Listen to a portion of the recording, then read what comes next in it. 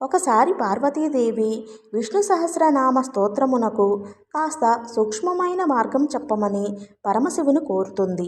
దానికి పరమేశ్వరుడు, ఓ పార్వతి, నేను నిరంతరము ఆ ఫలితము కొరకు జపించేది ఇదే సుమా అని ఈ క్రింది శ్లోకంతో మంత్రోపాసనం చేస్తాడు. శ్రీరామ రామ రామేతి రమే రామే మనోరమే సహస్రామ తత్తుల్యం రామనామ వరాననే.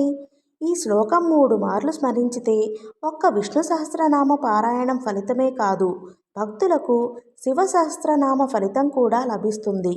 దుష్ట శిక్షణ, శిష్ట రక్షణార్థమై చైత్రశుద్ధ నవమి నాడు 5 గ్రహాలు ఉచ్చస్థితిలో ఉన్న కాలమందు పునర్వసు నక్షత్రంతో కూడిన కర్కాటక లగ్నంలో పగటి సమయాన సాక్షాత్తు ఆ శ్రీహరియే కౌసల్యాపుత్రుడై ఈ భూమిపైన జన్మించిన పర్వదినాన్ని మనం శ్రీరామనవమిగా విశేషంగా జరుపుకుంటాము.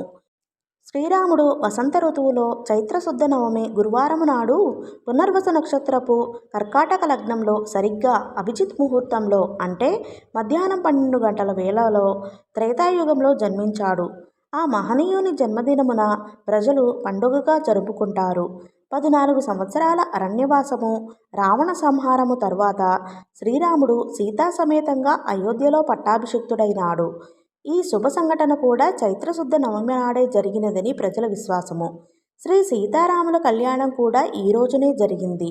ఈ చైత్రశుద్ధ నవమి నాడు భద్రాచలమునందు సీతారామ కళ్యాణ ఉత్సవాన్ని వైభవోపేతంగా జరుపుకుంటారు. ఏ భక్తులు కాశీలో జీవిస్తూ ఆ పుణ్యక్షేత్రమందు మరణిస్తారో వారి మరణ సమయాన ఆ భక్త వశంకరుడే ఈ తారక మంత్రం వాడి చెవిలో కూడా చెప్పి వారికి సద్గతి కలిగిస్తాడన్నది భక్తుల ప్రగాఢ విశ్వాసం. మనం శ్రీరామనామాన్ని ఉచ్చరించేటప్పుడు రా అనగానే మన నోరు తెరుచుకుని మన లోపల పాపాలన్నీ బయటకు వచ్చి ఆ రామనామ అగ్నిజ్వాలలో పడి దహించుకుపోతాయట.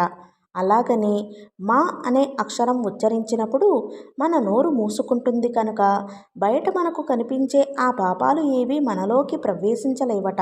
అందువలనే మానవులకు రామనామస్మరణ మిక్కిలి జ్ఞానాన్ని, జన్మరాహిత్యాన్ని కలిగిస్తుందట. శ్రీరామనవమి రోజున వీధులలో పెద్ద పెద్ద పందిళ్లు వేసి సీతారామ కళ్యాణం చేస్తారు.